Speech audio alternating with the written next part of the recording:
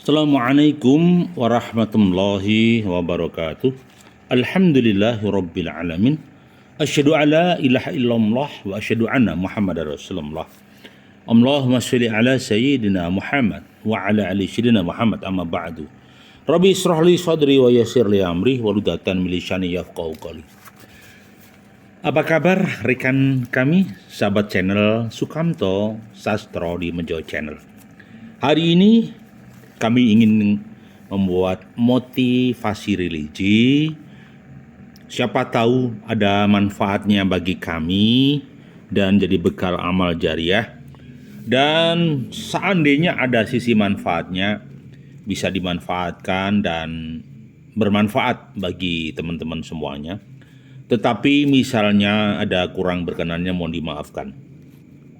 Baik, kehidupan. Di dalam kehidupan kita, apabila kita sudah berkeluarga, pasti kita diberi bermacam dinamika kehidupan. Kadang ada konflik internal sesama pasangan suami istri, tetapi kadangkala juga rukun-rukun saja. Itulah dinamika perkawinan. Yang pasti menyatukan dua pribadi tidaklah mudah. Perkawinan bukan menyatukan dua persamaan, tetapi perkawinan adalah menyatukan dua perbedaan. Maka ketika ada titik lemah pada pasangannya, maka kita kuatkan pada pasangan yang lain. Ketika ada kekurangan dari istrinya, maka dikuatkan dan ditutup sama suaminya. Ketika ada kekurangan dari suaminya, maka dilengkapi oleh istrinya. Itulah kehidupan. Kalau terjadi perceraian, biasanya setan bersinggah sana di tahta hati dan kolbunya. Karena ketika terjadi perceraian satuan keluarga kecil yang indah ini, maka justru setan yang mendapatkan penghargaan. Karena apa? Karena bisa mencerai-beraikan perkawinan. Maka usahakan jangan pernah ada perceraian kalau memang tidak ada alasan yang pasti. Baik, hari ini kita akan sampaikan beberapa hal. Kita mengutip di Quran surat An-Nisa ayat 1 yang artinya, hai sekalian manusia, bertakwalah kamu kepada Tuhanmu yang telah menjadikan kamu dan dari seorang diri dan menjadikan istri daripadanya. Dan daripada keduanya berkembang biak, berkembang biak laki-laki dan perempuan yang banyak. Dan bertakwalah kamu kepada Allah yang kamu saling meminta dengan namanya, dan takutlah akan memutuskan silaturahmi. Sesungguhnya Allah mengawasi kamu. Di Quran surat An-Nisa ayat 1. Rekan-rekan kami yang kami cintai, kebetulan seorang muslim ini diajarkan li ta'arufu, diajarkan ta'aruf, diajarkan silaturahim. Artinya apa? Dalam rangka mempererat ukhuwah Islamiyah sesama muslim, ataupun kita pun bisa bersaudara di non muslim. Yang penting lakum dinukum waliyadin. Baik, kata kunci kehidupan ini satu sebenarnya. Bukan uang, bukan harta, tetapi takwa. Kata kunci pertama adalah takwa. Takwa adalah seperti kita pahami, melaksanakan aturan-aturan agama atau syariatnya Allah dan meninggalkan apa yang dilarang sama Allah. Takwa Allah. Nah, acuan takwa Allah adalah orientasinya pada Sang Maha Esa, Tuhan yang Maha Tunggal. Acuannya di sana. Jadi acuan muslimah adalah takwa Allah, takwa kepada Allah. Takutnya karena Allah, bukan karena manusia, bukan karena insan, bukan karena yang lain, tetapi takutnya di dalam kolbunya hanya Allah. Maka konsepnya takarub ilallah, selalu mendekatkan diri kepada Allah. Dunia dan seisinya, pekerjaan apapun itu sarana. Maka seorang muslim yang baik, kehidupannya hanya menunggu azan dan iqamat. Adzan subuh, adzan duhur, adzan asar, adzan maghrib, dan adzan isya itu ditunggu. Karena sebagai seorang muslim yang sejati, justru ketika pada jam-jam sholat itu kita berkomunikasi dengan Allah, kita berdialog dengan Allah, kita jalankan sholat 5 waktu dengan baik, saat itulah kita bermunajat pada Allah. Usai menjalankan sholat, kita memperbanyak dzikir, wirid di sana, kita curhat sama Allah. Curhatnya sama Allah. Ya. Curhat itu curahan hati. Ya. Curhat itu curahan hati. Nek curahan jiwa namanya curji. Curji, curahan jiwa. Maka ketika kita curhat sama Allah, seorang muslimah begini, ya Allah, ya Rabb, jagalah hidup kami ya Allah, jagalah anak turun kami ya Allah, jadikanlah dunia ini menjadi sarang ibadah kami ya Allah, sarana muamalah kami ya Allah, jalan ibadah kami ya Allah. Jadikan anak kami, keluarga kami adalah keluarga yang saleh dan solehah, bukan hanya berkeluarga di dunia, tetapi juga keluarga di akhirat. Satu kata kuncinya dulu, takwa Allah. Sehebat apapun kita, jabatan kita, gelar kita S3, kalau tidak sholat sia-sia. Kalau tidak takwa sia-sia. Orang yang tidak takwa itu menimbulkan bencana di muka bumi. Kok bisa? Iya. Perilakunya zalim, lesannya zalim, pikirannya kotor, budaya dan peradabannya hanya hedonisme, menumpuk harta lupa mati, menumpuk dunia lupa kehidupan akhirat. Orang yang tidak takwa tujuannya bukan Allah. Orang yang tidak takwa tujuannya selain Allah. Oke? Baik, kemudian yang kedua.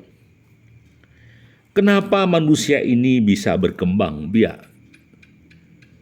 Ketika seseorang ini tidak bisa berkembang biak, maka bisa dipastikan bumi ini akan punah dari kehidupan manusia. Maka saya katakan, ketika terjadi perkawinan, yang terjadi adalah maka manusia dengan izin Allah, dengan sunatullah akan berkembang biak, akan bertumbuh, beranak pinak. Nah, saat itu bukan hanya sekedar menurunkan biologis, bukan sekedar menurunkan herediter karakter, bukan sekedar memberikan kebiasaan peradaban kebudayaan, bukan. Tetapi kelangsungan hidup sekaligus menjadi dinamika. Dinamika apa? Untuk menancapkan tonggak-tonggak tauhid, menancapkan tonggak-tonggak keimanan, menancapkan daripada ruhiyah iman dan takwa. Ya. Maka iman itu aqdun bi qalbi wa iqrarun bil lisani wa amalun bil arkani. Jadi ketika kita tancapkan di hati, ya, diucapkan dalam lisan, asyhadu alla ilaha illallah wa asyhadu anna Muhammadar Rasulullah. Asyhadu alla ilaha illallah wa asyhadu anna Muhammadar Rasulullah.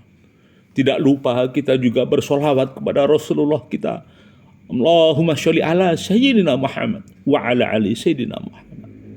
Lengkap sudah kehidupan kita. Jadi seorang muslim tidak pernah takut hidup, tidak pernah takut mati. Kenapa begitu? Iya, karena hidup dan mati itu kuasa Allah.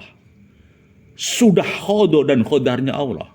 Maka ketika diberi waktu untuk hidup, digunakan untuk beribadah dan bermuamalah. Untuk hablu minallah dan hablu minanas. Oke, itu yang terjadi. Maka ketika sudah berinteraksi, ada perkawinan, lahirlah generasi Islami, generasi Madani, generasi yang takwa kepada Allah. Dan ketika kita sudah bertakwa, maka selalulah kita di dalam kehidupan dan peradaban minta tolonglah sama Allah. hidup perkawinan ada masalah, hidup di dalam masyarakat ada masalah. Kadang kita mencari solusi di pengadilan, bukan solusi, tetapi justru kita terjerembab di dalam kesedihan. Kadang kita mencari payung hukum, bukan keadilan hukum yang ditemukan, tetapi kadang-kadang kekecewaan. Maka hukum tertinggi di kalbu kita hanyalah hukum-hukum Allah. Hukum juridis formal yang dibuat manusia tergantung dari pasal yang ada dan tergantung juga kearifan pihak-pihak terkait. Tetapi kita masih kusnudon kepada pengadilan di Indonesia, pada pihak-pihak terkait. Saya yakin mereka adalah orang-orang yang hebat, orang-orang yang beragama, orang yang berkeyakinan luhur, tetap menegakkan keadilan, kebenaran, kebaikan demi kebenaran umat dan demi NKRI. Baik, kita lanjutkan. Maka hidup ini akan lebih berarti dan bermakna apabila sandaran hidup kita bukan manusia. Sandaran hidup kita adalah Allah. Maka di Quran surat Ar-Rum ayat 21 disampaikan, dan artinya, dan di antara tanda-tandanya bahwa Dia Allah menjadikan jodoh untukmu dari dirimu bangsamu, supaya kamu bersenang-senang kepadanya, dan Dia mengadakan sesuatu kamu, ya, Dia mengadakan sesama kamu kasih sayang dan rahmat, ya. Kami ulang, Dia mengadakan sesama kamu kasih sayang dan rahmat. Sesungguhnya pada yang demikian itu menjadi ayat, ya, atau tanda bagi kaum yang memikirkannya. Jadi ditandaskan bahwa tanda-tanda kebesaran Allah, ya, itu di antara kita diberi jodoh dengan bangsanya sendiri. Artinya manusia dengan bangsa manusia, bukan manusia dengan bangsa jin. Maka, ya, bukan perkawinan bangsa manusia dengan jin, tetapi manusia dengan manusia. Oke. Baik. Kalau ada yang melakukan seperti itu, naudzubillah min dzalik. Semoga Allah mengampuni dan memberikan hidayah kepada mereka-mereka yang melakukan sesuatu yang keluar dari syariat Allah. Baik. Jadi di dalam perkawinan tersebut Allah memberikan namanya buah rasa. Buah apa itu? Kasih sayang. Di balik kasih sayang esensinya menuju cinta. Maka orang mengatakan cinta, ada yang mengatakan kasih dan sayang. Kalau bicara kasih adalah tulus tanpa pamrih, ketika sayang adalah melindungi tanpa pertimbangan, ketika cinta itu adalah unsur biologis yang taruh di dalam otak dan pikiran serta kelenjar raganya sehingga menghasilkan birahi, terjadilah interaksi biologis, maka terjadilah perkawinan atau hubungan resmi, sehingga lahirlah dengan izin Allah, dengan ridha Allah, punya anak turun yang soleh dan solehah. Maka esensinya satu, ikatan manusia yang kuat, bukan ikatan materi, bosku. Ikatan yang kuat bukan harta, bosku. Ikatan yang kuat bukan toleransi, bosku, tetapi ikatan yang kuat adalah kasih, sayang, dan cinta.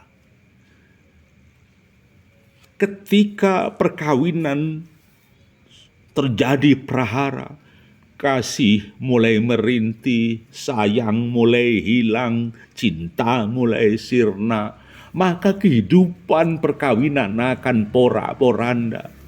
Istri mencaci maki suami, suami mencaci maki istri, anak yang tadi hormat malah khianat, ya, menjadi orang-orang yang jauh dari syariat. Maka bisa dikatakan pilar-pilar rumah tangga akan rontok dan roboh manakala di dalam perkawinan tidak ada kasih, sayang, dan cinta. Ingat, kalau seseorang tujuannya bukan lagi Allah, maka jauh dari sakinah, mawadah, warahmah. Ya, ketika awal baik, semoga kita doakan menjadi keluarga yang sakinah. Tetapi aplikasinya tidak semudah itu. Ya. Kadang kita berdoa barakallahu laka wa baraka alaika wa jama'ban bainakuma fi khair. Tetapi tidak sekedar lesan.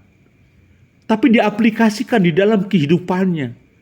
Dimunculkan dalam perilakunya. Sehingga perkawinan menjadi standar yang luar biasa dalam kehidupan. Perkawinan adalah satuan keluarga terkecil, satuan komunitas keluarga sakinah untuk menuju ke surganya Allah. Maka anak-anak kita, istri-istri kita dibawa ke surganya Allah. Oke. Baik, yang berikutnya adalah, maka perintahnya sederhana. Di dalam Quran surat An-Nur ayat 32, Allah Azza wa Jalla berfirman, hendaklah kamu mengawini atau mengawinkan orang-orang yang sendirian, belum kawin, atau tidak bersuami di antara kamu, dan orang-orang soleh di antara hambamu yang laki-laki dan hambamu yang perempuan.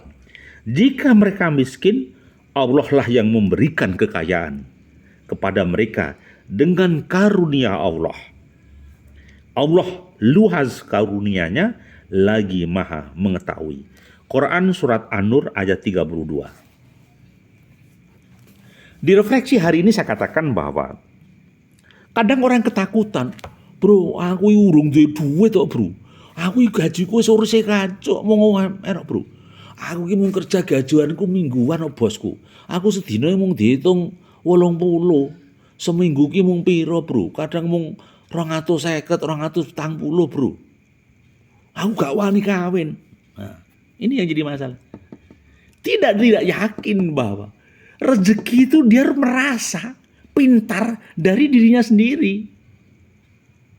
Hakikatnya padahal kalau Allah tidak memudahkan, kamu gak dapat rezeki, kamu gak dapat pekerjaan.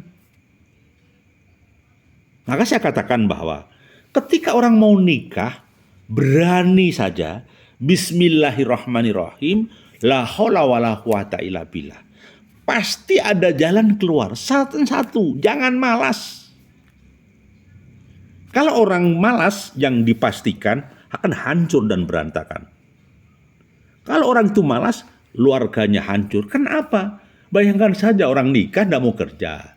Orang nikah cuman bengong, panji kelantung, kelontang-kelantung. Senjatanya mau pang pingpong kayak sapi ompong, tidak mau tahu, ya hancur. Oke? Baik, sementara begitu, terima kasih, berkah semuanya, manfaat maslahat di dunia wal akhirah. Mohon maaf bila ada sesuatu yang kurang berkenan. Assalamualaikum warahmatullahi wabarakatuh.